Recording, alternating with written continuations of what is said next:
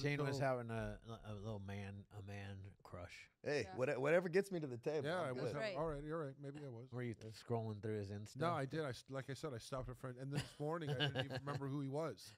I sorry, no offense, I appreciate that. but we booked a month ago. Yeah. Yeah, a month ago. So I didn't. You're so crazy. It's not that he didn't remember. But not that he didn't were. remember, but like the way that you say things. Way to welcome our Sorry. guests. Welcome to the Oh show. my God. Hey, I appreciate Yeah, it. Thanks, yeah. Natalie. Jeez. Yeah.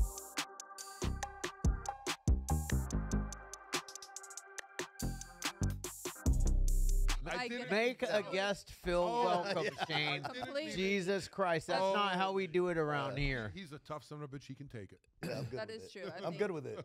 Yeah, as he reaches into his pocket and Yeah. Fuck kills it. you with his- He can actually It's kill you sneaky. with With, one. he doesn't with- need what's in his pocket, bro. Yeah. Believe me. Believe me. I'm an easy target. What is it? He knows that already. pinky I think or it's, I think it's the pinky. But welcome to the show. We're really Yeah. excited to have Yeah, you man. because Thank your you. story seems very just obviously, doing our little research, there's a lot more to uncover. I feel you've lived like 17 lives. Yeah, well, it's felt like 17, but Bet. it's been one good one.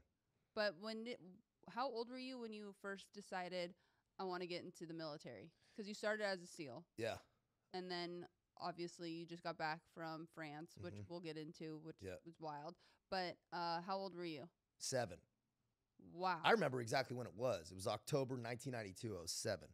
And I remember standing on the hill in Point Loma, kind of Yep. looking into San Diego Bay. Yep. And there was glow lights floating around. And I asked my dad what they were. And he's like, oh, there's Navy SEALs training in the bay. And I was like, what? Commando, all that shit. And I just went down that road. And it just, from that moment on, I knew I wanted to be a Navy SEAL. Green Berets, Vietnam, all that stuff really spoke to me. And I was in Blockbuster getting those VHS Yep. tapes and that whole deal. Yep. I couldn't get enough of it. Got a little sidetracked, girls, partying, all that stuff, football, sports, kind of like, oh, I'll do it later, right? It's definitely happening, but not right now. So just got put in the rear view for a while. Do you have any siblings? I do. I have a younger sister. Okay, so you're the oldest boy. I am the oldest boy. Shout out Isla. Yes, I love that. Yeah. I'm the youngest of all boys in my Okay. family, so That's what made you tough. I think so. Yeah. Gave me a little thug in me. Oh, yeah. Yeah, for that's sure. why I can deal Yeah. with these two You're like tough. piece of Yeah, pie. you've been held down and tickled Yeah, until you're yeah, about yeah. to feel like you're going to die for sure. For sure. I don't know about tickled, maybe like punched an elbow drop, but same difference. I'm still scared of blankets from being suffocated. That's Thank you. funny. They were laughing. I That's a was good not. one. Yeah. Wow. And then so when did you so you got a little distracted as we all do. Mm-hmm. And then when was it the time where you're like, okay, now I'm gonna do this? It was after college. So, I got kicked out of 5 colleges. I Wow. got arrested a bazillion times in between there. So I've probably been arrested about 15 times. But by the time I got kicked out of high school, lost my scholarships, lost everything, and was doing all the bad stuff for many years. And by the time I barely graduated from college at UC Santa Cruz, I was like, okay, now it's time, right? There's no later. It's arrived. And I went into the recruiter and they were like, dude, you're on probation and you have pending court cases. You can't join the military. And I was like, oh, that's how much I lack self-awareness. People are old souls. I'm a very young soul. I had no clue the mountain of administrative crap I was going to have to wade through to get in the military. And it proved to be very difficult. So it was when I graduated college and walked into a recruiter and had to go to jail, had to clean all that stuff up. And walking out of jail, I started my recruiting process, and it was difficult. I can only imagine. Yeah. I mean, especially going into becoming a Navy SEAL, I find is very difficult training. Yeah. Especially from all levels, from swimming to, the swimming one, count me out. I'm scared of the ocean. Well, it's more like waterboarding. Yeah. You can't even call it fucking swimming. No, are you kidding me? They swim out in. No, I understand that, but you know what They're swimming waterboarding with, like, is? sharks. Waterboarding Yes. is like you're drowning. That's They're what we do drowning you out there. to, Oh, all the SEALs are scared of sharks too. Just like Yeah. everyone's terrified. Then everyone's out there with sharks. Yeah, it's The- weird because the you're swimming at admiral- night. The admiral lets them know sharks are at the Yeah, I San know. Clemente. How many times has somebody gotten bitten by a shark? You know what? I don't think it, 0. I think it's 0, Yeah. but or if it has happened, they're not telling. Nobody Yeah, knows. yeah. Nobody knows. Yeah. I mean, they would chum the water. I'm not joking. They would take us to San Clemente Island at night and take us out to swim and chum the water before we'd get in. Did they teach Long you to swims. punch them in the face though? Because if you punch a shark in its nose, No, it you, will turn around. you just got to swim faster than the guy you're with, right? Yeah. That's, Punch the guy You you're know? with in the nose. Yeah. yeah. I'll let him punch him in the nose. Shane would funny. do. That's what Shane would do. Of course I You would drown that motherfucker. Oh, guaranteed. Fuck, Pushing I'd your have best, him in the back of pushing, the head. pushing your best friend into the fucking Fuck shark. yeah, It's man. all teammates, so every man for himself. Right. So did you get everything expunged? How'd you end up in the Yeah. middle Well, I of didn't getting have felonies. there? That was my oh, saving grace. Yes. So I had a mountain of misdemeanors. Nice. And it was, so that barely, right? Yeah. And so that was it. Judge looked at my cases. He said, well, we'll commute this 3 years of probation, but you got to serve 6 months in San Francisco County, pretty much, Yeah. Santa Cruz County. Yeah. So I said, all right. So that's what I did. I ended up doing 4. At 23, fresh out of college. Everyone's in there on felonies. 23-hour lockdown facility. So I didn't see the sun for 4 months. There's no yard. It's it's jail, Yeah. not prison. So interesting stories, but it really kind of getting into kind of what we're talking about here too, the destruction, Yeah. that methamphetamine and drugs, and really sad, like a real sad existence for a lot of people, right? Mm-hmm. And it's not all mental health. A lot of it's just straight drug addiction, Yeah. and it's like, man, dude, it's a dirty world that people get caught up in. For sure. Especially if once you get stuck, it's very difficult to. Yeah. swim to the Oh, surface. absolutely. Especially alone. You know what I'm saying? No family or something. That No too, but family even or with no family, purpose. No Even with purpose. family, I had a It's- great it's- family, but man, I yeah, was me I was too. just Yeah. Yeah. stuck with no purpose. Yeah. And then I did that drug. Meth was my drug of choice. Man. Yeah. I did that. I remember doing the first line. I was 13 years old. It was 1988. See, I remember that. Yep. Like and I was just like, man, what this is the thing that's Yeah. been missing from The my life. answer. This is the answer. hmm Mhm. I don't know what Nancy Reagan is talking about. This shit is bomb. Just say yes. Yeah, just say yes. Fuck Nancy. Yeah, that's what I did. Yeah. I said yes, and then I snorted my first line, and I was off and running for 10 years. But I believe it. 10 years. You start. That's young too to was get 13, kicked yeah. off with that. 13. That's heavy. Yeah. And Did not to mention all the tertiary, secondary, and tertiary things you get caught up in, For right? sure. The world, the people. Yeah, you're and in that it. just kept that increasingly got darker and darker Yeah. and scarier Yep. as time went on. I can you know. imagine. By the time I was 18, I was an IV meth user, and unfortunately, my first arrest was a felony. Yeah. And I was not able to go into the military because Mhm. I would have chose to go into the military had I had that option. Yeah. Um, And I actually think that should be changed, right? That those felony strikes for guys trying to get in. It's Yeah. really, man, you have subpar candidates getting in just because they're squeaky clean and they've been playing Yeah. fucking video Agreed. games, right? And then Yeah. you have kind of the guys that like to mix it up and they're like, man, I kind of got to get right. And they have 1 felony or maybe even 2. And you're like, no, right? And that's what we run into a lot in the French Foreign Legion. There's a lot of guys with felonies, United States guys particularly. Well, oh, I wow. think too that's a great point in the sense of depending on what the felony is. If it's obviously like rape or anything Murder. that is I mean, I guess it depends on the murder case too, Right. because sometimes murder is justified in the sense of if it's self-defense or if a guy's trying to come and kill your wife or your something. Some things in our You system shoot through the aren't door, kill always- your wife by accident. I mean, things happen, bro. Oh, I'm But I'm should I'm not have saying, said that online, But Sorry, I'm honey. saying, like, Yeah. obviously, Yeah. if it's drug Drug related. related or other sorts of things that could have been just Yeah, there's people wrong place, wrong time, right? They get Yeah. secondary murder charge or something. Their buddy pulled the trigger. There's that type of shit too. oh you yeah, know, it's that's like true too. right, and so they're on a murder case. But man, Put them Sure. through basic training. See if they can Yeah. fucking handle it. I agree. Or allow them in. But it's the People same s- thing with you can't once you're a felon, you can't vote.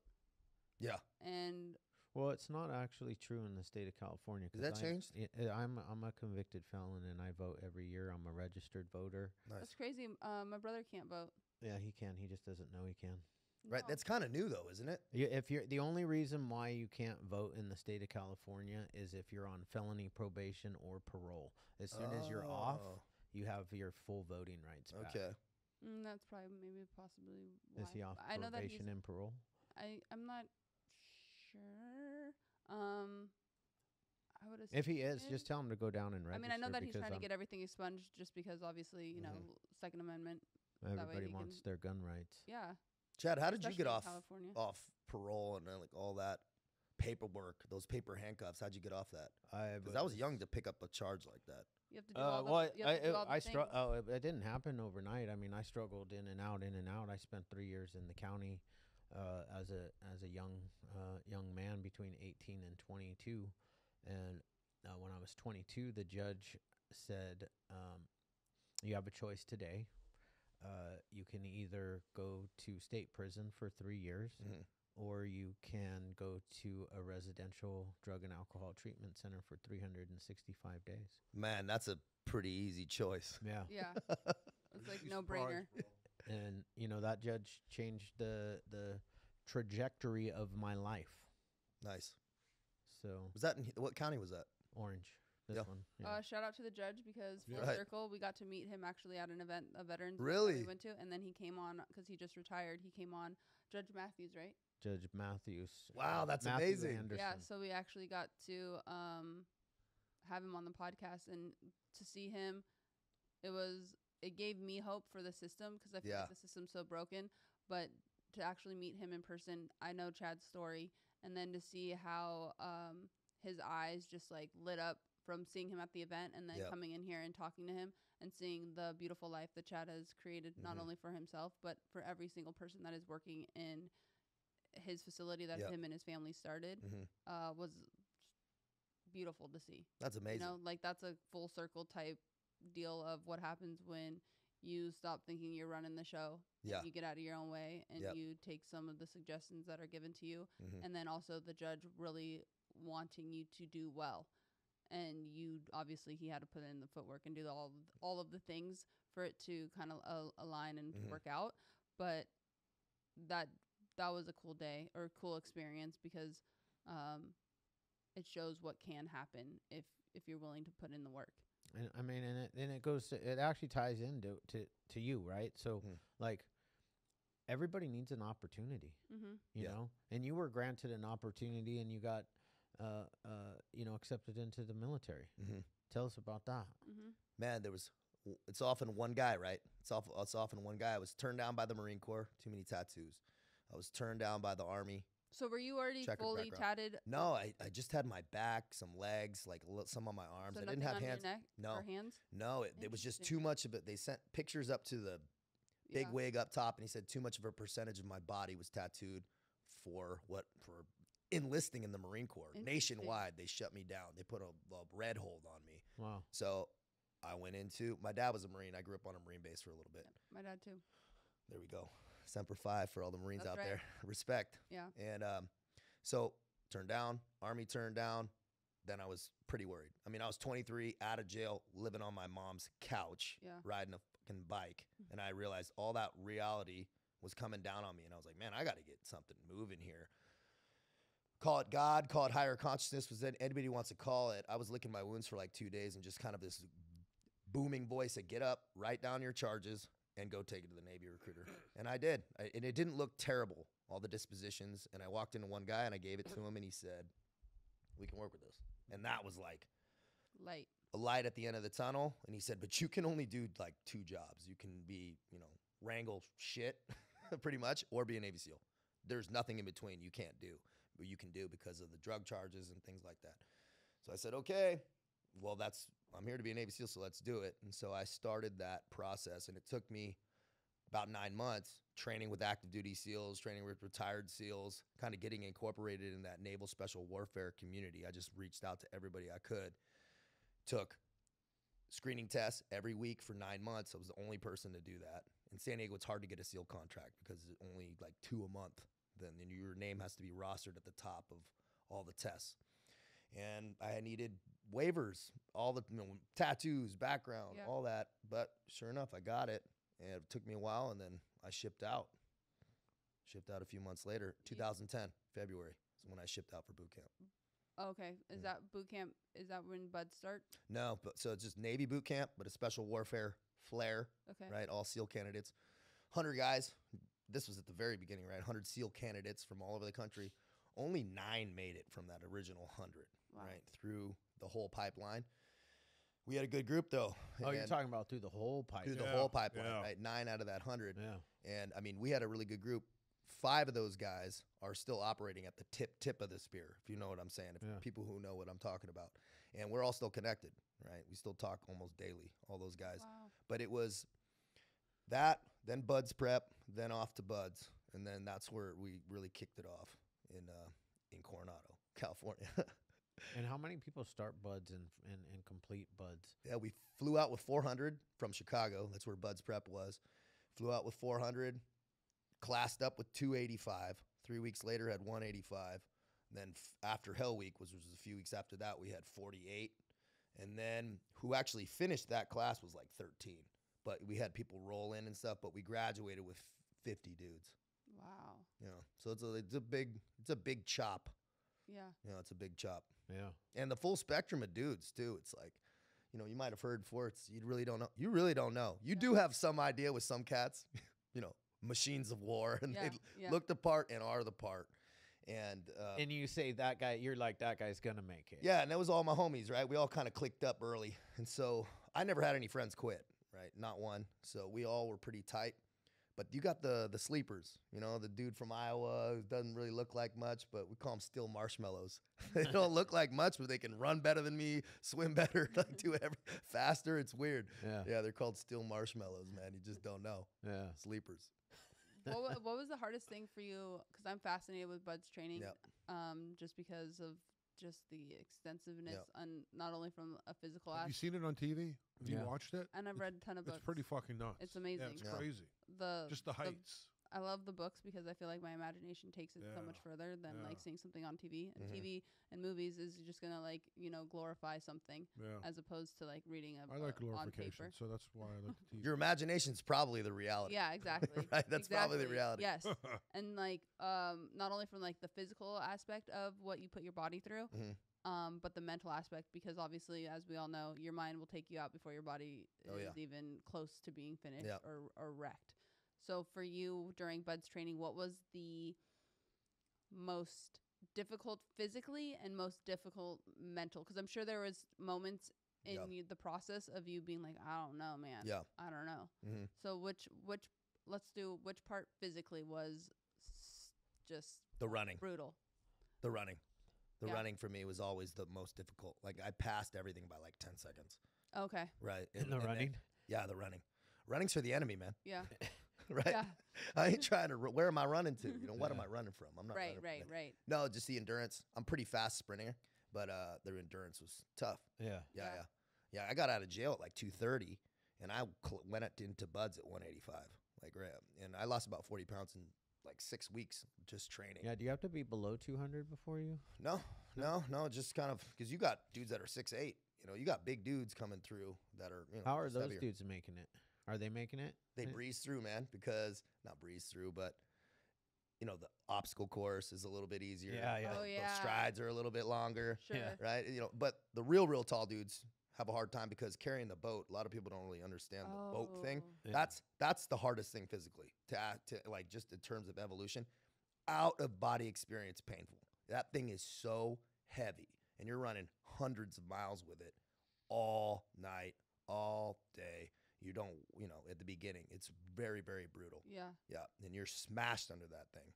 And if you don't have a good team, Right. You're all like Well- discombobulated. well, and dudes off. boat duck. If you have a ship, they duck, and so all their weight comes off them. And what does it do? It disperses Yep. for all.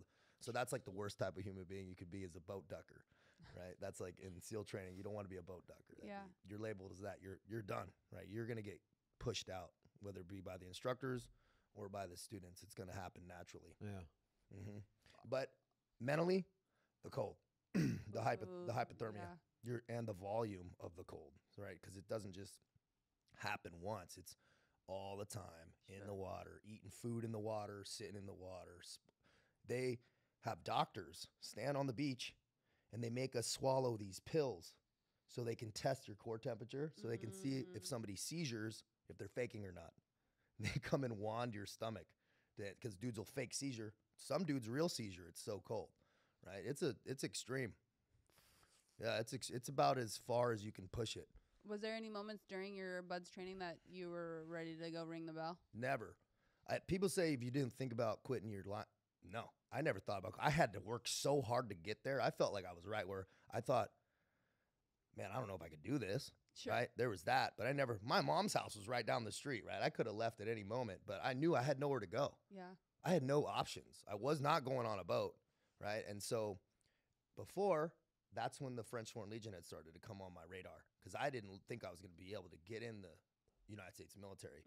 So I knew if I needed to, but I had student loans and things like that. My mom had co-signed for, right? Like real life shit. I couldn't just fucking leave. Yeah. You know, so I knew I had to do it because you make more money as a SEAL too, right? I knew I couldn't even do another job in the military and even afford my student loans, right? So it was like I had like real life shit. Like I was not failing. Right? Yeah. I was not quitting. I was worried about failing or Sure. getting hurt for sure. Yeah.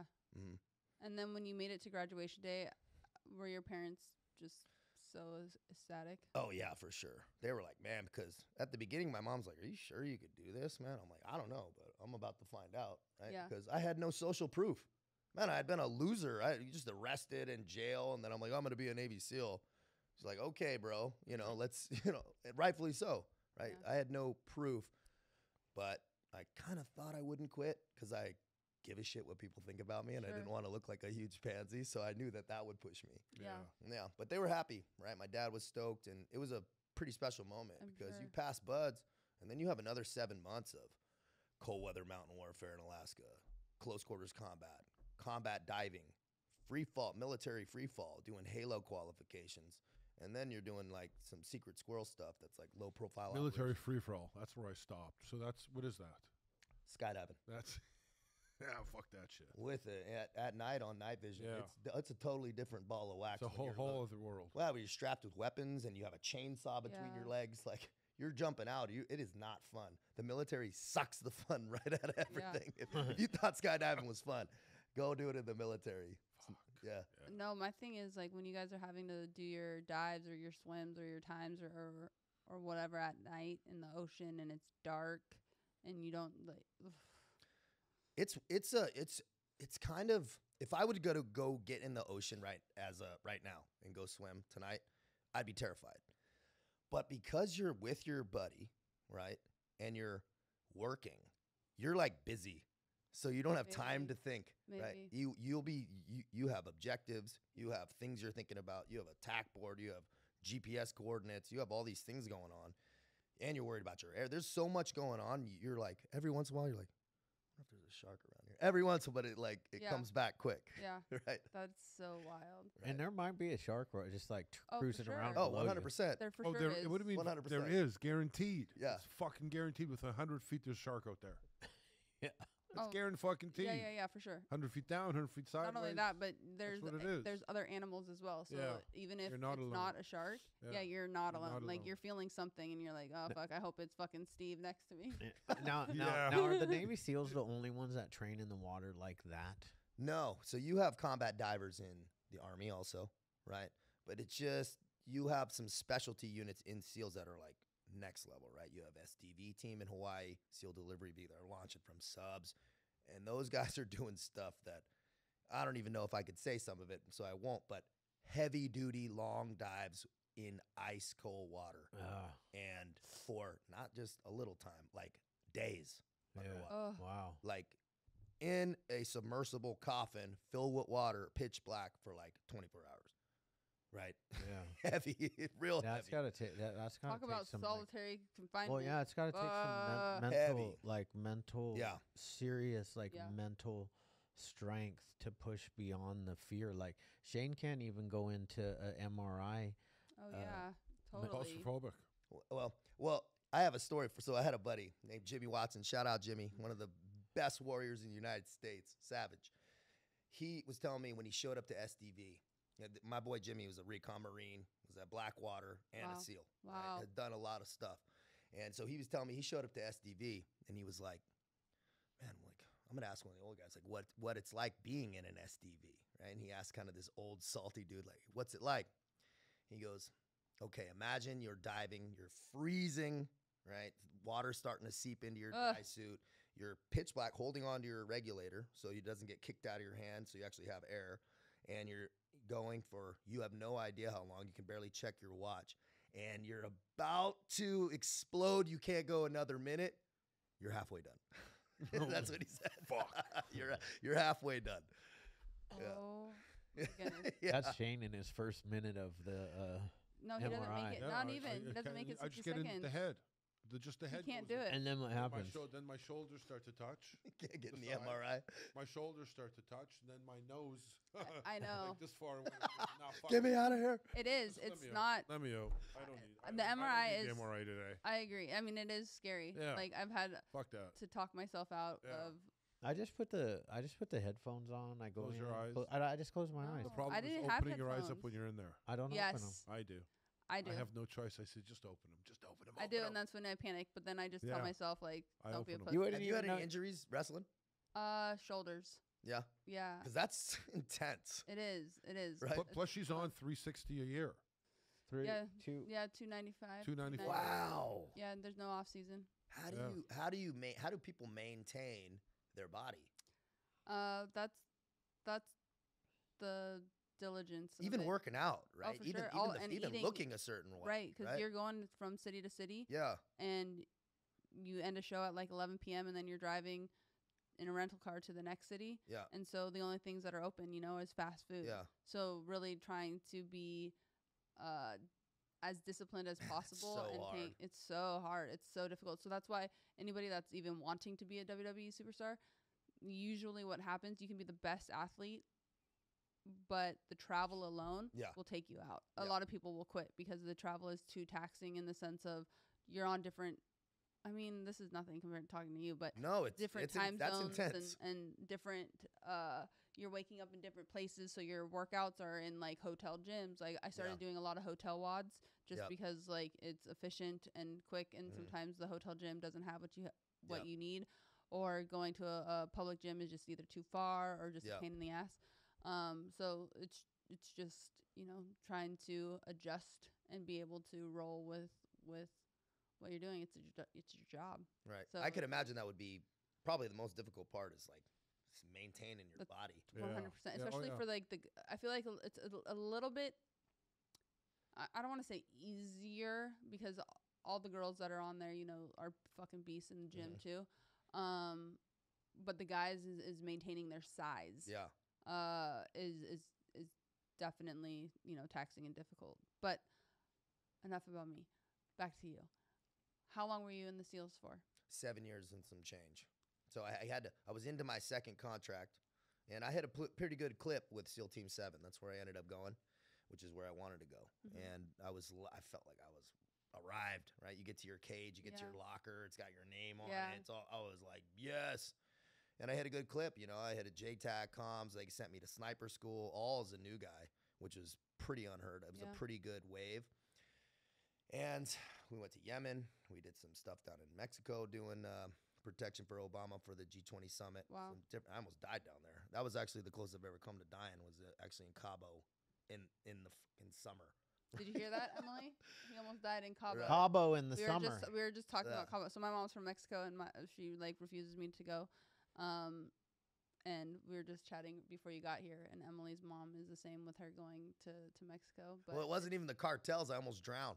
oh, Yeah, I almost drowned. And I went off a boat, full kit, night vision at night in a huge storm, which we didn't see coming.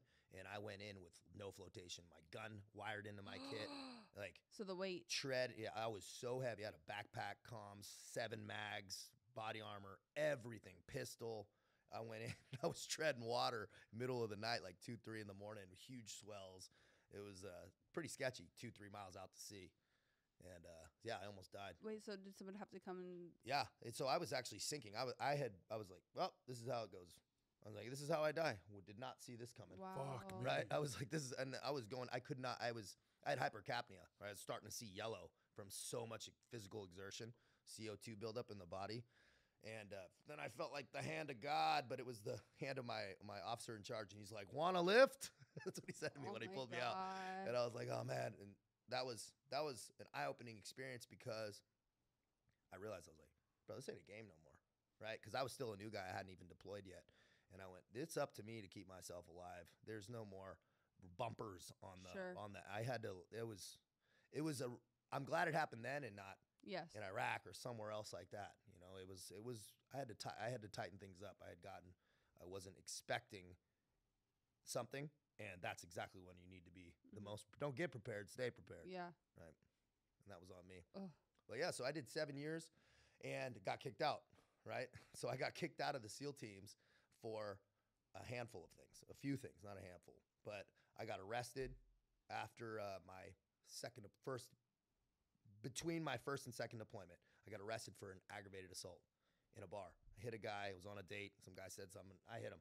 And that was a cascade of shit. And I was no victim, right? I was drinking too much. I started getting a little head of my skis. The ego started building, right? And I'm on a training trip, and I hit a guy. It was a GBA. It was I broke his orbital eye socket. One punch, it's all it takes. I tell people, don't put yourself in bad situations, right? You can hit somebody, they fall down and die. Next thing you know, you're in prison. Totally. So that was a cascade of shit, and I ended up fighting it, hemorrhaging cash, I had to pay so much money, this and that.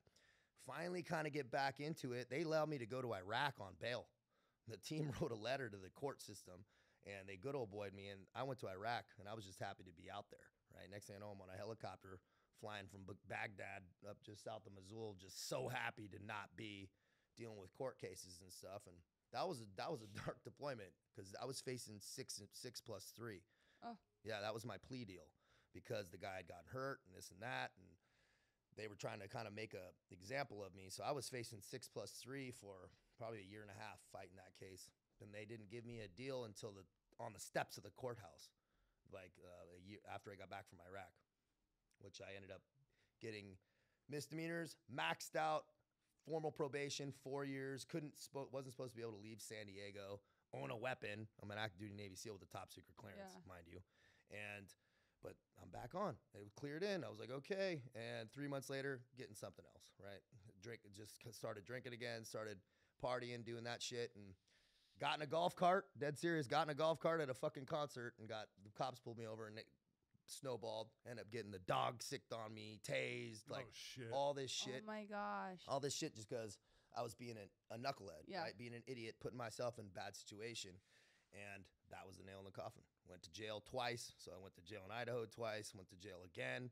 And I walked out the second time, and my military career was over. I signed a DD-214, got a general discharge, nothing too crazy, but it was actually steroids. I actually got kicked out because Navy JAG tested me for performance-enhancing drugs, and I failed. It wasn't even for that stuff. Wait, in the Navy, nobody can use performance. Nope, it's looked at as zero tolerance. It's looked at like a drug. So, and I lit every fucking thing on that fucking test up, man. They were like, man, you pop for this and that and this. I said, yeah, that sounds about right. They're like, your test was here. I was like, you must have caught me on a low day, man. You know? But yeah, that's what kicked me out. Wow. Yep. Wow. I don't understand. Well, I mean, I understand like the drugs. Obviously, you don't want Yeah, guys the drugs to do fine, drugs, but the test but muscle also like enhancing. they should be. I feel like even WWE superstars too, because we get drug tested, and I think it's bizarre. The only time that I think performance enhancing drugs is like not okay is say if you're obviously playing football, right? Yeah. Obviously, you can do something and it causes physical endangerment to somebody else if they're not on the same, juice. It does physically. It does. I don't think Have you ever watched the? What hockey is another one. Same with like tennis. Any of those ones, sure. But like when it comes to like growth hormone or test or anything that is just like helping your body recover and be able to perform, why not? Yeah. Are they able? I don't even think they're able to test for growth hormone. You can't growth. You inject it and it gets out of your system too quick that you can't even pop for that anyways. But I will say that. How often do they just randomly test, or Well, do they they only started test when they look at you? And Yeah. I brought a lot of heat on this myself. guy right? might be using some yeah, steroids he's now. a detriment. You're now at this point. they're like, he's a headache. Yeah, that's This is exactly. enough. I brought heat on myself, right? And they looked at the actual case, and they're like, he pulled out 4 tasers and fought off a dog. They're like, What the fuck's he on? yeah. You're and like, so I you're got like, blasted. Latimer from the program. Yeah. Yeah. Starting defense, Yeah, baby. Exactly. Fucking putting your head through the car door window or the car window. Yeah. Like, let's go. Yeah, starting Great defense. movie. Great movie. That was That the case. movie is That Yeah. was great. that was nice. You pulled that out of the archives. Right? Right? That was a good one. 4 tasers. And then he That's ended what up- That's then what he- I envisioned. And then he Completely. quit, and he ended up losing that one, and then he got back on. Yeah. Oh, yeah. Because Yeah. he actually, He the got guy beat. scored. He got Scored, beat. Yeah. He got beat. And then he went back on the Yeah. juice. Yeah. I get it. Have to. I get it. Oh, Vladimir, what's he up to, man? I know. Wow, that's actually crazy, but I Yeah. understand. Yeah. But So Sylvester Stallone beat Ivan Drago Oh gosh, come in on. Rocky 4. That's a movie. Hey, that's Rocky. It's It is. Rocky. That is Rocky's the real. thing. Rocky is as real as the man. WWE, all right? And we all know that shit's fucking real as fuck. It is. And don't ever say it's not. Cause Man, those falls are real. So, exactly. I was just Like watching. the storyline is not real. Those The falls are as physicality real is as real as fuck. I don't Dude, care. yeah. Anybody like my husband, I can't do anything on him because I did a chop on his chest one time, and he was like, "Don't ever do that to me again." Yeah. Don't ever, like I'm not in the WWE for Yeah. a reason. Like I don't play. Yeah. I'm like, okay, sorry. Okay, so Yeah, you let's were- keep going. I wait, love I the know, story. it's so Let's good. go. so you You weren't- got kicked out. DD 14, general discharge. okay, so that's good. That's not so you didn't get a dishonorable discharge. Yeah, No. no, that the commanding officer of SEAL Team 7 hooked me up. He Yeah. had the ability. Yeah, that's Good great. for So you. he bumped it up for me. That was a real bro move. Yeah. And I appreciate that for You him. got full benefits and everything. Yeah, I got the medical and stuff Yeah. like that. So that actually helped Oh a yeah, lot. that's actually really really great. Yeah. Right. So, so I had some injuries and stuff. So it was cool to be able to, at least not get I didn't want another honorable, but I hadn't earned anything. I had just totally made Sure. and I lost my dream, right? That was heavy. I was in a dark spot, especially when that was kind of processing. My whole world since I didn't even lose it. I fucking gave it away. Yeah, Yeah. exactly. Right. That was you. the worst. I gave it away. I had so many opportunities to clean it up. I had been given chance after chance Yeah. after chance, right? And I was like, man, whatever. At this point, It's you the said drinking. you said Yeah. that you were drinking a lot, but were Yeah. you doing drugs as well? No, it's because they drug tested me and I passed. Right? Drugs was never my thing because I was just partying too hard. Okay. Right? That was kind of so yeah. drinking was like your kind Yeah, of vice. that was just kind of, and Yeah. I would work hard, and then when our time off was, Tie it off. I would go. And this was that. This is when I started to kind of start to recognize that there was a problem, right? And there was a lack of purpose. Even though I was a SEAL, I still haven't fixed something inside Yeah. me. There was a self-worth issue, Mm-hmm. and I had this revolving self-sabotage I would keep doing since high school.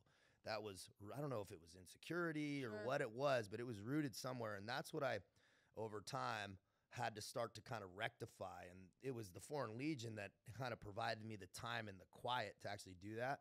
But I mean, when that happened, I walked right into pretty good job. I was doing a supervisor position at the largest private residential developer in the United States on a $750 million project. So I just went 2 days later, I walk out of jail and do that.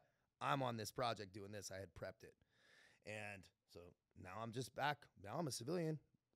Bad habits started immediately. I'm talking Adderall, Xanax, alcohol, weed every day. Not during work, right? That's how I could justify it. Right. That's how I could lie to myself Yeah. and justify it. Because I'm like, look at this. I'm Still crushing showing it. up. Yeah, I got a beautiful Yeah. girlfriend. I live by the beach. Look at I have all this. I walked right into this and I'm crushing it. Mm-hmm. No one could tell me shit. Yeah. And you can't bend reality that long, right? And so after that, I moved into working for a venture capitalist. Now I'm pitching decks. Now I'm raising millions of dollars. So Now I'm crazy. still crushing it. Now I'm stacking on a fentanyl addiction, right? Now I'm stacking on fentanyl at night, every night, Mm. on top of all that. And still being successful, right? And so I'm like, no, I'm crushing it. And I came crashing and burning so hard, right? On my face. Literally, I smashed my face open on this like Oh wow. marble thing. I'm talking, and it wasn't the first time, right? And my girlfriend comes in, it was just, it had all fallen apart, right? And the boss who I was working for at the time said something. He's like, "You were an asset, now you're a liability." Yeah. And that still sticks with me so hard. And I had to sit with that. Now the girlfriend's gone. Now the job's gone. Now the house is gone. And then 3 months later, I'm kind of cascading. I'm in Hawaii on the big island because I just like moved out there to reset. And I realized I'm homeless living in my truck. Because that's going to work. Right. Let me just exactly. like I'm changing shift locations and all my shit's going to all of a sudden disappear. And 100%. you're gonna be okay. Right? I'm going to change Yes. my latitude. Yeah. I'm going to change my attitude. And it Totally. was not the case. And I realized, burned in, I'm sitting there 3 months later, homeless in my truck, right? After all that, who I was, everything stripped away. And I realized I have no money. I have no gas. I have nothing. Oh, shit, right? And it was the moment that I had to get honest because I had nothing else to point to and lie about. I had nothing else that I could externally validate myself. And that was deep. And I sat there for 3 days thinking about killing myself. I had a sawed-off shotgun on my lap. In paradise, in hell. Yeah. I couldn't see. In paradise, parked on the beach in the jungle, thinking about killing myself. And the juxtaposition of that was, I was aware of it, right? I was aware of it. I just cut my phone off, and I'm like, and that's, after about 3 days, once again, that God or higher consciousness, I call it God, was you get out of your pity party, right? You have a mom, you have a sister, right? If you could play your voice, your dialogue, it'd be me, I. Uh-huh. So it was just this selfish, and I was like, I'm fucking joining the French Foreign Legion. Fuck this. If I'm gonna die, I'm gonna do it and deployed or something. I'm not gonna go out like this. Yeah. And so that's what I did. 8 days later, I was in France. Wow. I took out 2 fast cash loans. Probably cost me like 10 grand later down the road to buy my ticket, and I flew to France. That is right. Wild. Yeah. So that was like my decision because I was like, I'm gonna write. How long ago was that? That was 4.5 years ago, and I was like, I've never heard of a Navy SEAL being a French Foreign Legionnaire. I'm gonna do that shit, right? I'm gonna write a fucking badass story and do this. That's what I did. That's Damn. crazy. Yeah. God's always involved. I agree. But you have to listen. You have to hear God You have first. to hear it. You have to hear God first, and then you got to move, Yeah. and you moved. Yeah. Because if you didn't move, Yeah. we can hear it. I mean, there's many times I feel like that God is always talking to us, Always. and then we're still listening. running and gunning and doing our own show, and that's usually when we drive it into the floor. Right. We can't hear anything with that noise. We have to start once we're aligned and we're tapped in. We can't hear it if we're not aligned, right? Yeah. So, and it's all distraction, right? There's so many. Nobody takes time to self-reflect. No one. Quiet self-reflection. They immediately wake up. They're in their phone, right? Sure. They're immediately Yes. the news is on this, Yes. or nobody takes much time to self-reflect quietly, and I think that that's sorely missing. And that's kind of what I started to develop, and what I teach guys. Kind of what I when I coach and deal with people trying to fix their lives. I go, man, are you taking time to think? Right. People, no, right? Shut the fuck up. Get up early as shit and think for a little bit of time. It's important. It's so we say it all the time. I mean, Chad always. I mean, he is really diligent. I mean, we all have our like morning routines, right? Yep. But I think also too is we're in recovery, and one of the biggest things I think that we all can agree on is what we have to do once And I started working a 12-step program, and one of it is taking that self-accountability. Yeah. Because it's so easy to play the victim or poor me or why is this happening or whatever Yeah. without even looking within and at yourself. And I think exactly what you're saying is what's lacking or what I see that's lacking today is exactly that, where it's like you can control your thoughts and your actions and nobody wants to do that.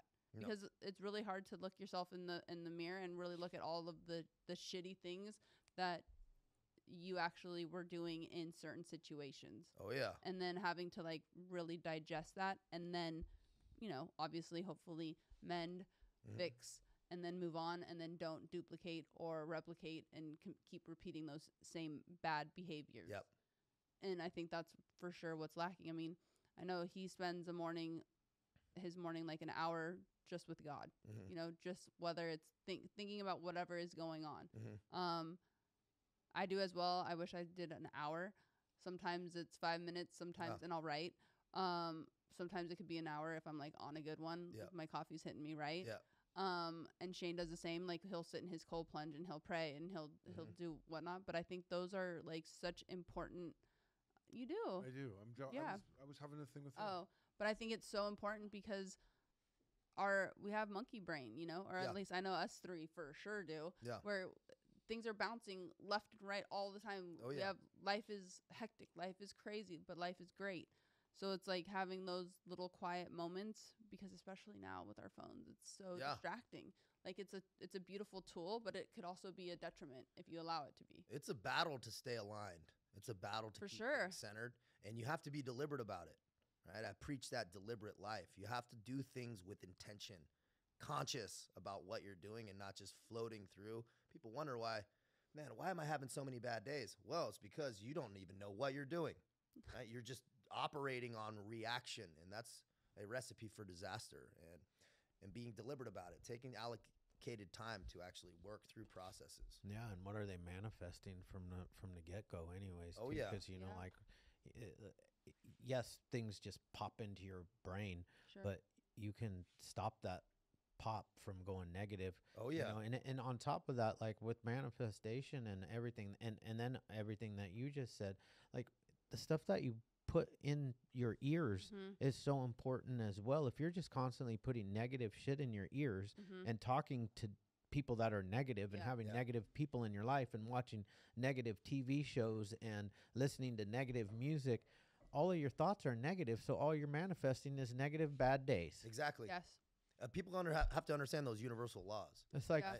it's like fucking it's not that difficult. not rocket people. science. It's not fucking rocket science. Yeah. You know, it's just like you know, our brain is like is just like the rest of our body. Mhm. We put good shit into our body Yeah. and we feel better. Like physically, we feel better. But you start adding that mental component to it, fucking beast mode 24/7 Well, all the time. That's the pairing that needs to happen. People talk about consumption, right? The consumption. Well, I'm eating healthy. Yeah, but are you thinking healthy, Right. right? And most people aren't even aware that Yeah. what they're doing, and they should be. Yeah. And it only takes podcasts like these to take some people go, you know what? How am I? What am I consuming? Right. Mentally and emotionally. And that's why I like these conversations, because they don't happen enough. They don't. They don't happen enough. And these are the things we should be talking about. We see how things are going, right? Yeah. The pendulum. Just- The pendulum needs just- to shift back to some. The pendulum has swung as high as far Yeah. as it can fucking And it's possibly coming swing. back. I have faith. It's coming, because there was a time out when I was getting out of the form. I was like, I'm gonna go to, I don't know, Colombia. I'm just gonna like go work down there and just. But I was like, man, I can't turn my back on the United States. I can't. It's where I'm from. It's where my heart is. I can't just let this happen. Yeah. Not that I'm anybody special, but But you're all we one gotta of do- many. Yeah, one of many. Keep doing the same. You know, we're all in that same movement. It's important. It is. This important. movement is growing, you know, because it's not. This is like a movement of, you know, empowering people, you know, to become the best versions of themselves, right? I mean, one of our major movements is the fentanyl crisis. Yeah. But the fentanyl crisis is happening because of lack of accountability, Yep. you know, at the highest level. Mm-hmm. Which comes from us. See, people have, I think, have, you know, gotten things twisted. Like, we control the government. The government doesn't control us. Oh yeah. And many people have gotten that twisted. So we need to untwist that and let people remind everybody that, you know, we're the people that give that employ those guys that are Yeah, up they're in public Washington, servants. up in fucking Sacramento. I mean, it's going to take a lot of work to turn California around. but- Holy shit. But one day, man, one day, Yeah. not this might soon. be a beautiful place. That's still beautiful. I want to ask though. So you went into the Foreign Legion, and it's obviously that's no small task, right? So you get there. Do you have to train or do anything specific to be a part of, or do you show your credentials of what you had done, and they're like, come on board? That's a good question. So it's an interesting institution because there's no way to join other than just show up Okay. and knock on the door. And you just they open the door, dude with a gun and a beret goes, I went to Paris. There's two places to do it. Two pre-selection centers, Paris and Aubin in South France. And they open it up. And the first thing he told me, give me your passport and get up on the pull bar. That's the first Wow. thing that you do. And to answer your question directly, I brought my paperwork. They Yeah. knew I was a SEAL coming in, but that came a few days later. And you have some seriously heavy psychological evaluations. They do Interpol background checks, medical evaluations. So it's about 1 out of 15 guys who come to the gate will actually get selected. Oh, wow. So that's about the number. And they're coming from 150 nations represented. So it's a pretty unique institution. And you start learning French right away. Yeah, so do you speak French? I do. That's freaking rad. Yeah, the accent's butchered because I have Sure. California accent. I can't do. But yeah, all military orders are in French, and so I mean you get reprimanded pretty heavy if you speak any other language other than French. I mean, that's pretty amazing. Yeah. And then is there like a specific time that you serve, or like since you just got back, you said a couple months ago? Yeah, so it's actually 5 years, and so I actually had to cut my contract short because they were going to put me in jail for my YouTube. That's serious. For your what? My YouTube. And so I'm sitting in my barracks room, and I started I was like, I'm going to start doing this, and then we'll start. And they were like, hey, you got to take this down and pull everything down and do this, or you're going to jail for back-to-back jail sentences. And I said, no, I'm not taking anything down. I like the message. It needs to go. The momentum's going. I'm not taking shit down. And so I had to get a lawyer. I had to do all this stuff. 4.5 years in, 2 deployments there, and I had to cut my contract early. Oh, my goodness. Yep. I almost made it out of one military. I know. Holy shit. Almost made it out. Wow. Yeah. Okay, so you started your social media presence while you were in... I was in hospital, actually. I tore my calf muscle, and I was like, we're on a mountain. I was at the mountain infantry unit. Mountain infantry is what mountain infantry specialty. So we're training in the mountain, hurt my calf, tore my calf muscle, and I was like, all right, well, I got some time.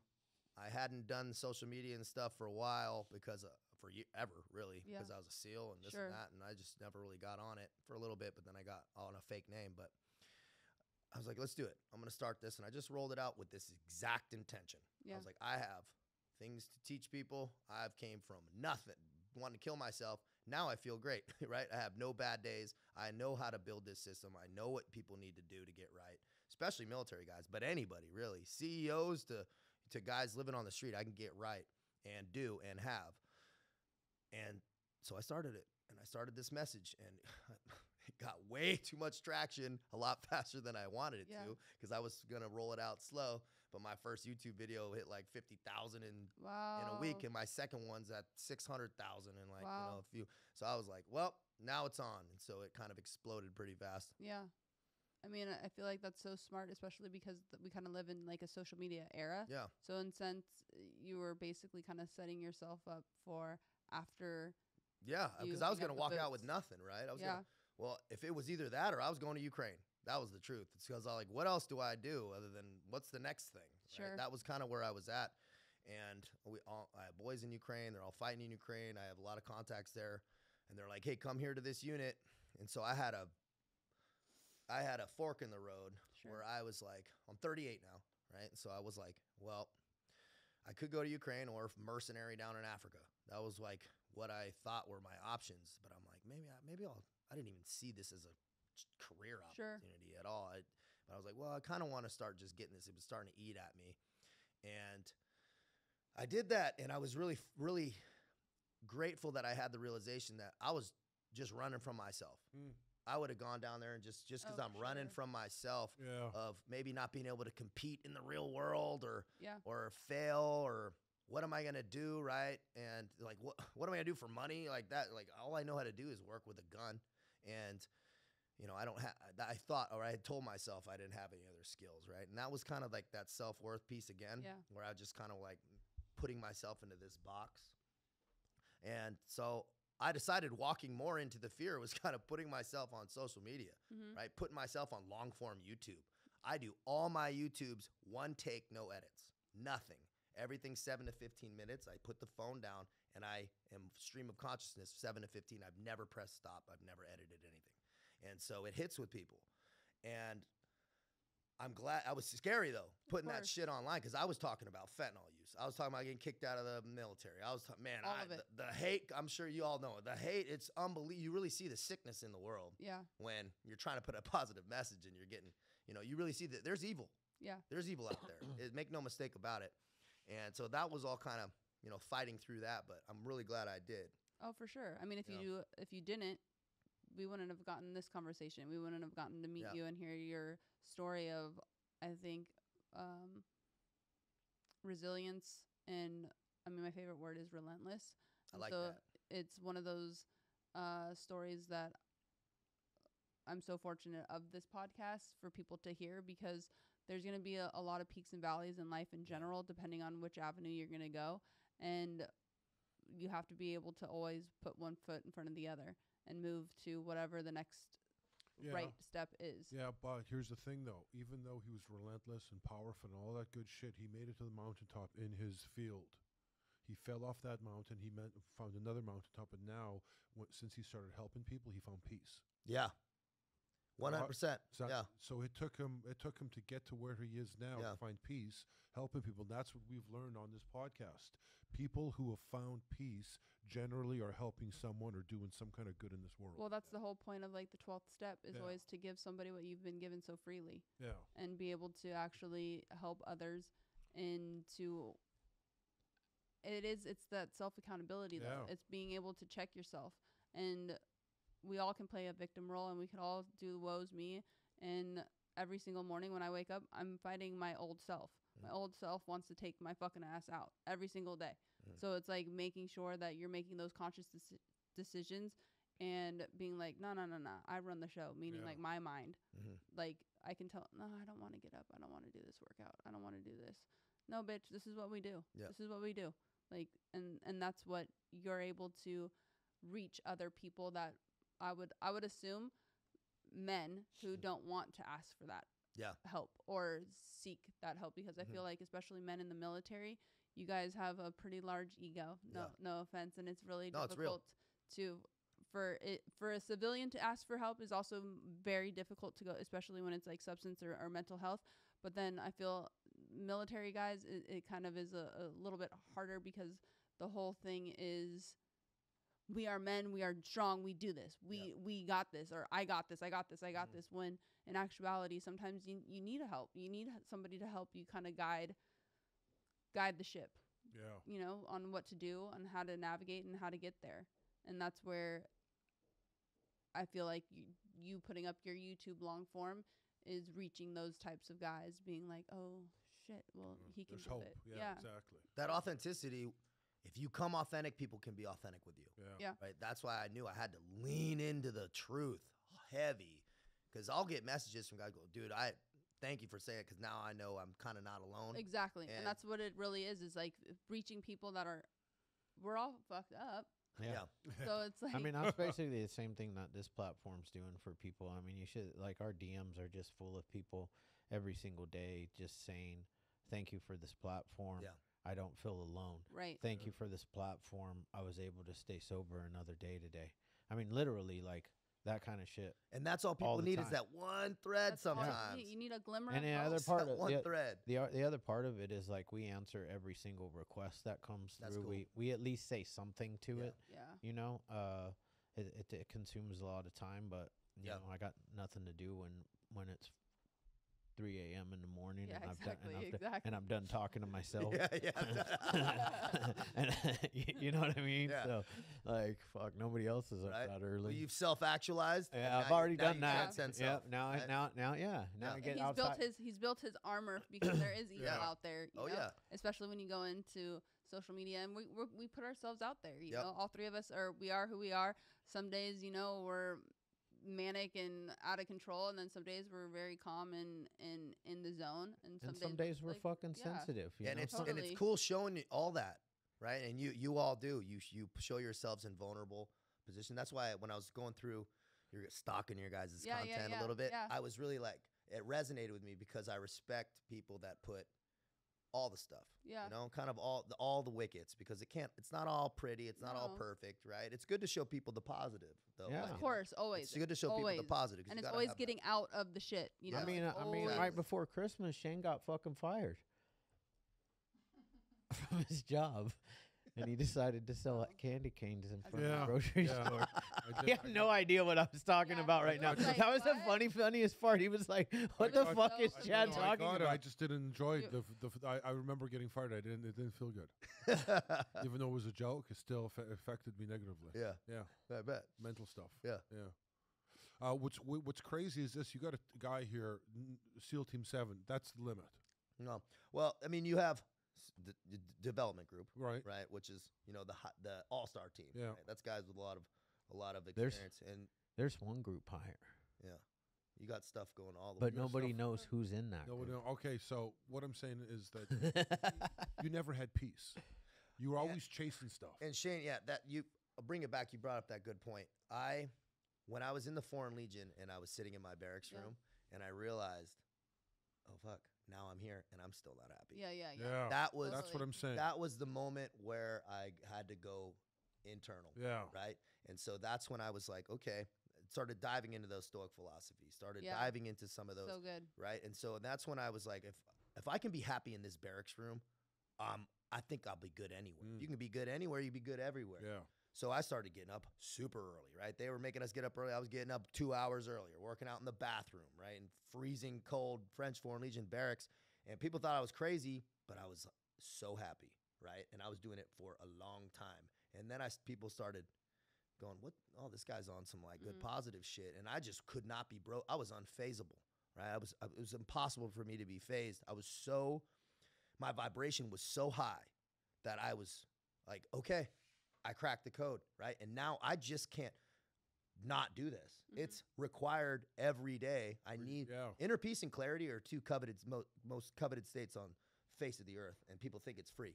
People think you just get up. Why am I not happy? Well, you haven't done anything yet. Yeah. Right? You're biologically wired to seek problems, to be anxious, to food, shelter, water, move, right? So you got to get up and raise that vibration. You got to do it deliberately. And I think that's the biggest thing is like what it really requires is action. Yes. And the thing is like in a perfect world, I wouldn't have to do anything and I would feel amazing and I would be rich and life would be great. But that's just like not reality. Like that's the biggest thing is like it all requires you to put in the work. And that's the thing. That's the hard part. Like you have to show up for yourself in order to have the inner peace, the self-esteem, all of those things. Because those, like what you're kind of saying is that I relate a lot in the sense of I was constantly kind of chasing something that I didn't know. So I was like, even like accolades, whether cause soccer was my sport. So it's like, you know, winning a championship or making all team or all of these things that I think like, okay, if I can get that, I'm going for a goal. Or once I got into WWE, it was like, oh my God, this is like a dream job. It has everything I want to do and infused in one. Like this should be it. Yep. It never was. Yeah. So it's because I'm stuck with me. It's Now- like now I'm she's the here- problem. That's now powerful. Now she's here at the podcast and she's like, "What's next?" No, this shit. No. That's I'm what's kidding. really crazy is for me is, and I don't live. I used to live in Orange County. I don't live in Orange County. My husband and I moved to Texas, and when I went back to WWE in 2021, and so God is so funny in a sense because now I'm back in Orange County, right, and I don't live here, which I used to live 20 minutes from this headquarters, which I think is hilarious. But being here, walking in, just being a guest, meeting these guys, like this is what sets my soul on fire. And I had no idea because I used to be in so much shame of like being in recovery or being an addict, you know? And then now I just like talk about it with people like yourselves listening to the trajectory of your life and kind of what you've had to walk through, which is so crazy because this is my purpose, you know, making it where like recovery doesn't have to look like dull and boring. Yeah. You know, I've always like been told, especially when I got into WWE in that world, like to be in a box. You can't put me in a box. I'm not that person. And sobriety and recovery looks a million different shades. It's something that people, there's no shame in getting help. There's shame in staying the same and being in pain and wanting to take That's your the life. real shame. That's the shame. Yeah. Like that's where you should feel like, no, Yes. there's nothing wrong with trying to get better at all. Everything right with it. For sure. Yeah. What I wanted to ask you though is when you were in France, did you have to go through, because a lot of what you're saying is like a lot of like 12-step to me. Did you have to go into recovery? Did you ever seek treatment? You said drugs were never your issue, but you did dabble. I did fentanyl I didn't think, I was like, oh, I'm not an addict. But man, I realized when I got off fentanyl, right, well, that was powerful. I had no idea, because it was opiates or fentanyl. Sure. And so I was like, I'm not, but man, that was heavy to kind of just do that solo. But then I was, okay, kind of off that. And now I'm still doing Adderall and Xanax and drinking and whatever. And then the French Foreign Legion just cut that off. I had no options. And, I went and stayed in a hostel in Paris for like 3-4 days and just was like, all right, well, I'm going to get drug tested. I'm just going to flush my system. And that's what I did. And from that point on, I just didn't have a issue, but I was just busy and isolated too. You really don't have the option. Sure. Yeah. Okay, So so you never had to go into No. treatment, or you didn't even. no, didn't well, really have the option. Yeah, It wasn't an option. Yeah. Because I mean, a lot of like what you're saying and like how you Yeah. found the inner peace and what you do and how you essentially you're coaching other Yeah. individuals into basically getting their shit together Yeah. and their life together and feeling good and being able to excel in whatever avenue of their life they're in. It seems to me then you just had to have read a lot and done a lot of Yeah. research and then just went ahead and made it your own, I which started- I like too. I started just focusing on the greater, and then the lesser would fell away. That was what I did. I just started focusing on being better, focusing on what I could control, and what do you know? And then all the kind of the bullshit, and then I started to realize, like, oh, I'm not having problems anymore. Oh, I'm not having having any bad days. Then I just was like, well, I'm just gonna keep doing what I'm doing, right? And then that's just the time, and then once that self-transcendence, right? Because that purpose, like you're talking about, why you can have purpose here and you're not like, what's the next thing? Right. Because this being the sage, that's the end goal. Right? Yeah. Becoming the sage, there's nothing further. So because you can't help anybody until you can help yourself, right? Right. So you got to self-actualize. Then Yeah. you transcend self, and then you get good at transcending self. You start honing it. Now you're the sage. Now you're the professor, and that is there's no further. What are you gonna do? Go sit on a beach and just sit by yourself, right? Mhm. That's not fulfilling, right? Mhm. And so that's why I think for the people at this table is once you have the ability to help somebody and you have, man, that's it. That's the thing. Yeah. The sage. I like The that. sage. I like I'm that going to too. use that. Yeah. There's a Pretty good. song by damn, I can't think of his name. The sage. No. No, I know. That's just. Yeah. Never mind. How does the song go? You didn't help You me the at all. sage. Oh yeah. How- There's a Should song be a called The song. Sage? Oh, I Should thought be. you said there was. No, there's a song that says you can't help me if you can't help yourself. Oh, yeah. Yeah. You Yep. better take a left. It's by he's a rapper that just died from an old school rapper died from fentanyl. Oh. I don't know why I'm And drawing. thank God you're off of that, because I mean that also s- is one of like our main like messages That'll suck here. your soul right out of you. Oh, for sure. And not only that, but like especially right now, like not only are you playing Russian roulette and the gun is fully loaded, like Yeah. you're gonna die. Oh yeah. Like that's the thing is like there is no taking a No. Xanax or an Adderall or whatever. There's some like million. You're buying cases it off that- the streets yeah, nowadays. Yep. It's not even Xanax or Adderall. It's fentanyl. Yeah. Yeah. That's how scary it's That's gotten. what's going on in America Yeah. today. And like And like that's been within the last 4.5 years Yeah. that it is just heroin no longer exists here. Yeah. Um, It's cheaper to manufacture, and Yeah. so it's scary. Yeah. oh yeah, and it It's comes. You more know, it does. powerful. yeah, A exactly. kilo of fentanyl is much cheaper, and you can Yeah. make so much out Yeah. of it. Yeah. So much. Yeah. It's insane. And the amount that you need to kill you is literally a speck of sand Oh, yeah. or salt. Oh yeah. It's like wild. Two grains of salt will kill you. Yeah, I had some really bad instances, right? I probably was dead probably 3-4 times, waking up on the ground after how many Sure. hours? Many. Yeah. And brush it off and just okay, Yeah. go to work, right? That was Fuck. yeah, like Yeah. often. And I was like, well, I'm good. Popping Adderall and I'm good, right? It was that, and I just was normal with that. Yeah. That was just normal. I was still going to the gym. I'm still working out, right? I could lie. Sure. And I'm so happy that at least some moment of clarity occurred, because you got to, man, you might, okay, fuck your life, right? Let's just say, what about the people in your life, right? I was like, Exactly. I'm still fine, man, So but true. they know, right? You can't hide things, man. People know when your energy's wrong, Oh, you're just yeah. coming wrong. And Yeah. my mom, I know it was eating at her, For and she sure. just, man, people say I have no regrets. Really, no fucking regrets in your life? I do. I have a lot of them, and it all have to do with me being selfish. Always. Oh my God, I talk about it all the time in the sense, and I like my parents. They're my heroes. I talk to them every single day, and I FaceTime them every day because obviously I genuinely love them Mhm. and appreciate them. But I have that sickness in me where I feel so bad of like the things that myself and all my brothers put them Yep. through, and I can't imagine how many nights they woke up thinking like, am I getting a phone call today? Right. I mean, I've said That it gives me on, the chills. Like, I got the. I've said it goosebumps. on this podcast. I mean, at one point in time, my mom was writing my oldest brother in San Quentin and me in county out here. Like, that's fucked up. And Yeah. they're good, and my parents are everything. Mhm. So that's what, when I'm like, oh, I'm too tired, I don't want to make a call. Yeah, make the that's fucking heavy. call. Make the That's call. heavy. Yeah. My regrets are what keep me on the straight and narrow today. For sure. Yep. How do you? Yeah. Don't fall back down. Because I don't want to feel. I don't want to. Yes. I don't want to make more. Yes. Yeah. I don't want to make more of those regrets. Man, I like that. Mm-hmm. So I Yeah, use Chad, them. I like that. Yes. You know, those times when you're like by yourself and you're, I don't know what you guys do, but I'm like very routine with like my head shaving and all Mhm. that weird shit that, Yes, you that are. goes on. But like sometimes I'm like, going into the bathroom and I'm be really hard on myself and just be like, you're such a piece of shit, and then Yeah. I'll be like, yeah, but you ain't doing that shit anymore. Yes. Yeah. And Yes. and those regrets keep me in check. Like, man, I don't want to feel that way anymore. Totally. Right. I Keep got- at the forefront of your mind how you felt. Yes. Yeah. Yes. Never How you forget, felt. man. Always Yes. play that videotape all the way through.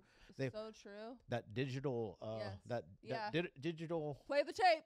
What tape? We don't have tapes anymore. Roll it. Yeah, but it's so true. That's Yeah. why, like, because life can get busy and things of that nature. Of like, oh, I'm too tired tonight. Today was such a long day to not make the phone call to like my parents. But then I do exactly like I don't want to. Nope, I'm making the call. That's part of that honest self-inventory, like you were talking Yeah. about. It's that honest self-inventory of who you were, Mm-hmm. right? Of where you were, Selfish where you as are fuck. now, right? And I Terrible. think that is something that people don't like to do, Yeah. like you brought up. Man, that honest self-inventory, you can't go any direction if you don't know where you're at, Yeah. or especially where you were. People don't look in the rearview mirror. Man, it's kind of good for frame of reference, Sure. right? If you're driving and you never look in the rearview mirror, you need some situational awareness, right? Glance, you don't stare, but man, you need to look in the rearview mirror every once in a while. Yeah, you do. Need You know to why? You Because need, to the check, rear. you need to check and see what's coming up behind you. Yes. Yeah, you need the 5 Especially- might be behind Well, you. not only that, but if you think That's about it, if true. you check the rearview mirror, if things are following you continuously, Yeah, something is not. You need to make a turn somewhere. If you're constantly making these Yeah, bad could be decisions, the bad could be the choices. fucking FBI. Yes. Yeah. You never know. man, take a hard left. Yes. Get off the freeway. Yeah, See if they get Take off the with dirt you. road. Like yes. But I really love your story. Really brings me back to my meth days, man. Yeah. Yeah. I used to think I used to drive in the rearview mirror. I'd be like, this motherfucker, this guy's, and then I'd be in the fast lane coming up on an exit, and I would just fucking dart across just to get off the Yeah. freeway. I still do that. You do? Fuck yeah, I did it a few days ago. I was on a cop. I gotta get off. It's not even. I was worried that like the FBI was following me or Yeah. fucking undercover Shit. cops or whatever, and I hadn't even done anything wrong yet. They were You're just like, gotta following go. me immediately. Exit. Exit. Just crank it across. No wonder fucking people were coming up. And when you're driving in the rearview mirror, you're not going fast enough. No, you're you- probably no. swerving. Oh yeah, guaranteed. Oh, for People are coming driving by you, Yeah. just like staring at you, and Yes, you're like, they yes. know you're fucking looking in the rearview No, mirror, they got no clue. Yeah. They're just thinking you're being an idiot. and you can't drive. Yeah, Probably drunk. yeah. Man, Something think like about that. that life. Think about that No. stress. Yes. man. Stress. It's Think about hard. that. It's Mm. like it's so much work. The bandwidth just to be basically You can't grow. no. No. Can't grow. No. You're living here. Yeah. You cannot grow that way. Anybody who's living in that man, right in your face, stressing. Man, change it up. You don't have to live like that. Yeah. It's not. I have to say, you and I have something in common because, we both did some missions for Obama. Yeah. Although mine was a meth-induced psychosis, but it was, it was fucking. Yours was real. Yeah. His Yeah. was Like- real in his head. Yeah, dude. Wow. He came. He That's pulled. fucking hilarious. He pulled up in my cul-de-sac at my funny. old house. Just by himself, just to drop off a note because I had to get I was CIA Yeah. special ops. Yeah, I bet. In a meth-induced Yeah. psychosis, and I was one of the only That's guys that was able to jump into the iPhone, so that's why I had such special. You were on one. Yeah, he was. Oh That's yeah, dude. powerful. Yeah, and he pulled up. He gave me my mission. That's crazy. Yeah, I jumped in my iPhone. I went to Afghanistan. I probably lit up a whole fucking Whole village. The whole village, Whole dude. fucking village. Destroyed the fucking village. Came back through my iPhone, popped. Fucking, did telepathy to Obama. Said mission was complete. Everyone's dead. The psychosis. That's a perfect commercial Yeah. for kids don't do Yeah, drugs. man. Yeah. All this from a Motel 6. Yeah. I was doing it. Yeah. I mean, basically, yeah. I was at my house. In the fucking Yeah, bathroom. in the bedroom. Yeah. Yeah, I never left the God. master bedroom to do No. all these missions. Damn, man. Yeah. Yeah. My house was pretty cool though, because my master bedroom, it also had a little office. Well, and the office had an archway to get into it, and that archway also was the actual Control area. controls, the control center. area for ship. for my ship. Because I could fly my house to different places as well. Yeah, Man. It's Yeah. fucking Yeah. that's some- Impressive. It was some Yeah. good shit. Man, that's now that imagination's for good. Yeah. Right? Yeah. Now I like it. Yeah. The I mean, vision's think coming about together. that, because like if you go that far into like a psychosis Yeah. on a meth and Yeah. meth, Math. think about, you could take that same Oh, you know, yeah. Same insanity, juice. but Yeah. make it the opposite. Yeah. Yes. And that's this. Yeah, I was that's just thi- gonna say, that's that's what this you what did. we're sitting in right Yeah. now. Yeah. Mhm. You know, Yeah. it's fucking crazy, man. That's powerful. That was in the middle of a That's powerful. Yeah. I was in the middle of a relapse about 8 years ago. Mhm. Yeah. And it started deep, No, it was right? deep. It starts right back deep. Yeah, well, I'd been clean for a long time, because my very first mission for the CIA was the Bush Gore election, Okay. and I was the one that swayed the Swayed the votes. the votes Yeah. Good boy. for Florida. It was Florida, Yeah. Florida. They had the hanging Chads, they were count all the fucking, and my name's Chad, so obviously, in the middle of a meth-induced God. psychosis, there I was working deep for that one. They were calling me, they were telling me what to do through the media. That's powerful, bro. Yeah, it's fucking insanity. fucking- is Just what goes it to is. show you, man, that drug's dangerous, bro. Dangerous. Yeah. That'll take you to a gnarly place. Yeah. Yeah. Ruins lives. Yeah. Yeah. Some see it people all the never time. come out of it, No, they don't. Yeah. Thank God. What do you think that is? Why do you think some people can't? I don't know. I think some people, if they pop out, if they cross that line, I think that some people already have that Snap. snap, Yeah, that man. Yeah. that gene to be actually Schizophrenic. schizophrenic, crazy. And Yeah. you can't come back. Yeah, but I can really relate to somebody that's schizophrenic though, because they have the same shit, man. You think that, and I'm like, wow, I've been there. The only difference is that I knew there was just this little bit inside of me. I was like, this might not be real, Chad, Yeah, yeah. but fucking go with it, because you had it's a fraction fun. of I it. mean, dude, it was badass to be able to turn a Nerf gun into a laser gun that could shoot through time warps Yeah. and kill people. Yeah. That was fucking.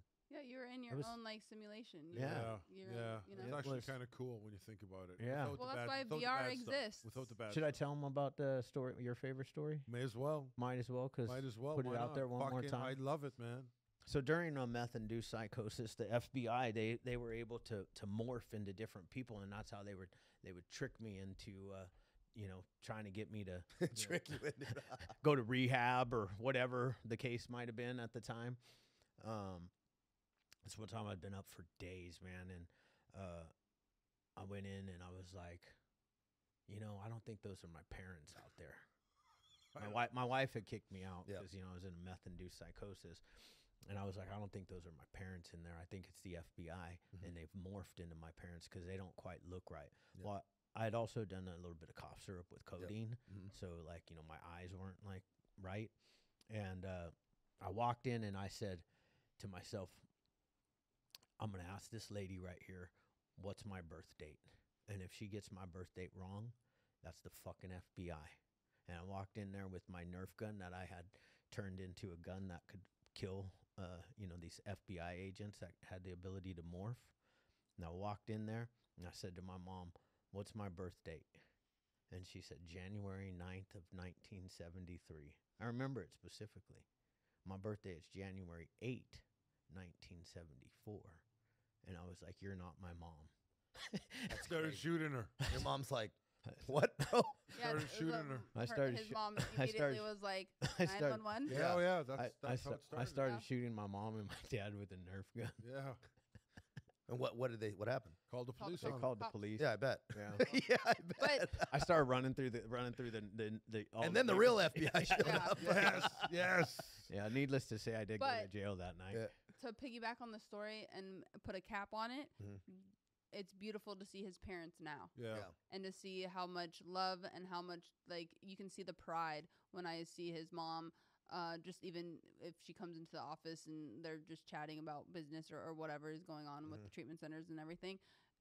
That's what it's about. Yeah. That's what's so beautiful, because we can laugh at that story now because it's Yeah. fucking amazing. But during that time, obviously it wasn't so amazing for Yeah. his parents. You know, but now looking at what he has created and what he continues to do for not only people within the treatment facilities, I mean, he scholarships people. You Yeah. know, and he doesn't have to do that. Yep. Because at the end of the day, we have treatment centers. It is a business too. Yeah. You know, and then he created this podcast out of a tragedy, and then everybody that works here, like it's a family, but everyone's going for the same purpose, and it's because people can get help. Yeah. People can recover. It's just a matter of, you know, either the opportunity and putting out your hand, and then, you know, having someone go from his crazy meth-induced psychosis into creating something beautiful out of it. Yeah. And that's what's amazing, that it can happen, and it does happen. I see it. Look at your life. Yeah. You know, I mean, if you stayed in despair and just continued, you would have just went into another situation, Oh yeah. and clearly you excel in a lot of things, but Mm. you also are a mass destruction. Yeah. Like you cause a lot of destruction wherever you Mhm. go, and you could have continued on that trajectory forever until finally having to take a step back and look at yourself. Yeah. And there was a moment where I realized that so much of my life, I was so deliberate about what I wanted to do, never who I wanted to be. Mm. That was the moment where I went, man, who the Oh, fuck that's am good. I? Right? I don't want to, not what I do, not what my title is. Man, who am I? Man, I want to be that dude that my mom is proud of. I want to be that beneficial member of my tribe. Man, be a beneficial member of your tribe or clan or community, man. Somebody that people rely on. They're like, that dude's always there, will always show up, man. Always. Flawless, right? And that's when I was like, that's the guy I want to be. That's my 10.0 self. And so that's kind of what I visualize in the morning and kind of that quiet time. Man, who do you want to be? Mhm. Not what are you trying to do? Not how you trying to, man, who do you want to be? As you would seem, be, right? And that's when I started to really make some gains. I love that. Yeah. I think that's I like that so much, because I feel a lot of times, maybe I can only speak for myself, but I think a lot of people do this as well, where you think that you're chasing, Mhm. like you're trying to attain something, whether it's, I mean, that's why you hear a lot of people that are rich and famous, and they end always up, running. Right. you know, Always or running. they commit suicide, or they become hooked on drugs or alcohol. But it's because you think you're chasing like that dream job, or that spouse, Right? or that house, Mhm. that car, whatever it may be. And Or then- what he's doing. or what Yeah. yes, What she has. yes. Yeah. And you're chasing, thinking like, that's when I'm going to be happy, or that's when I've made it, or Right. and as all four of us are sitting here, we've all hit really monumental marks, Mhm. even from like an outside perspective, Mhm. looking in, being like, wow, they did it. When it's like, yeah, we've also reached those points and then been miserable and fucked it all Yeah. off. Yeah. You know, and I found the happiness when I started focusing on the journey and not the destination. Yeah. I mean, I say that all the time on this podcast, man. It's Yeah. like, yes, it's amazing, because the key to happiness is progress, Mhm. right? Yeah. That's the key to happiness. You have to continue to be progressing in life in every area. But to find the actual inner peace, you enjoy the journey, Yeah. the ride. Yep. You can, like the times I get upset and not upset, but like anxiety ridden or fear based is when I'm looking at 2 months down the road. Yes. Oh shit, am I going to So be able true. to, am I going to be able to keep this up 2 months from now? Yeah. Yeah. I don't know, Yeah. Chad, but fucking today you Yeah. can. Yeah. Yeah. That's Yeah. so true. Today Very you true. have enough, Right. you know, and today if Mhm. you focus on what the tasks that are in front of you, then you know you're setting yourself up for a beautiful tomorrow. So true. So true. Yep. Well said. Yeah. Yeah, That is Well good. said, Chaddick. It's a good one. Chaddick with 4 T's. You never Yeah. say that anymore. Well, You you never know give what? out my Instagram I handle. forget. You know, here's the thing. I would probably have more than 2,564 We gotta go followers. Chaddick At 14 Shane call Earn, in if you time. he needs followers. I need followers. She doesn't. She has 6 million. We have 2,000. Yeah. Like we're Don't hate not on that me. cool. Don't hate You're a on beast. me. But actually, that segs me into tell everybody where they can find you, so that way they could reach out to you, they could follow you, Yep. and just kind of watch you do your thing, or reach out to you if they need help. People can always reach out to me on my website, taylorcavanaugh.com. They'll find all the story, the line, and they get my email and all that on there, right? And my Instagram, tcavofficial, where I do daily workouts, kind of daily thoughts, universal laws, try to keep things positive, but also real. And I'm Johnny on the spot with those DMs. I answer all my own DMs. And so get at me and I'll get you. And my long form YouTube, TCavTV. Oh, nice. Nice. Amazing. Mm-hmm. And you can find me. No, I'm just kidding. Yeah. On Instagram. Right here. On Instagram at Chaddick with 4 T's. Yeah, 4 T's. 4 T CHADICTTT. And the reason why it's TQ. 4 T, the reason why it's 4 T's, guys, is because it used to be 2 T's. Then I got loaded and I couldn't remember the password. 3 Fucking T's. Instagram won't let me in, so I had to Loaded create a again. new one. Yeah. That one was 3 T's. Fucking locked out. So now we've got 4. Hopefully this one will stick. So Has to. stick with Has this to. one, Has guys. to, bro. 4 T's. Yeah. I've thought about changing it, but Chaddick is my actual character. Yeah. Yeah. And we So love if you it. want to follow the real Chad Carlson, he's on Twitter. Yeah. A lot of you may not like him though. Yeah. So Very political. only follow him. Very if political. you like- You know what? How about we just keep it to you guys? Just follow the Hopeaholics. Yeah. just follow the. Okay, got it. follow Fuck the it. Hope- Hopeaholics. Yeah. We don't do 'Cause- politics on here Yes. unless we accidentally say something Yeah. Red on the or blue. podcast. Yeah, you Yeah. guys are doing Yeah. something really cool here. Thanks, buddy. Thank yeah, you. guys, Yeah. really. It's a Just good walking time. in, I was like, man, the energy in this place. Yeah, it's a is great time. awesome. 40,000 thanks. Yeah, I square could feet of feel it. love. Yeah. Pure that was love. cool. Damn. Pure Grew fun. by 12, 8,000. He always- 8,000 he square always- feet. He always adds a little 40,000 something. square feet. Yeah. 'Cause they- Yeah. How many there's a lot people? of- But you're How many man. people were on our We're always Zoom gonna add last a week? little. 85. 85 people were on Zoom. Did you hear that? 150 on YouTube. No, but thank you so much for coming in, Yeah, bro. sharing your story, and doing what you're Yeah, doing. incredible. Really, Appreciate you really having me. important. Incredible. No, this was really cool. Yeah, Yeah. incredible, man. Yeah, Fuck. thank you. Yeah, really, really. If I was younger, I'd hit the Foreign Legion. I'm telling you. I would. I'd do it. How old do you have to be? 39 and a half. 39 to and a cut half. off. You're done. 17 and a half to 39 and a half. Yeah. Yeah. You're done. You're I'm done. done by like 20 years. You're So done. at 39, if you're already in, can you continue on until, or Yeah. No. You just got to be at the door at 39 and a half Wow. on your birthday. You're And done. there's guys that I'm done. fight and there's some pretty heavy hitters that come rolling on there from every corner of the earth. And they'll be like doing all their crazy stuff, and they know 39 and a half. They come 39 and a half, and they'll do 20 years there. Wow. Yeah. Wow. There's some pipe hitters there, man. I bet. Yeah. Pipe hitters. I can't imagine the craziness that goes on in Liverpool because it's the crazy, really. Yeah. Yeah. There's some Yeah. stories, man. Some good brawlers. Yeah. Yeah. Great time. Okay, Yeah. thanks. Yeah. Okay, thanks. Amazing. Thanks. Thanks. So the rest of us Well, no.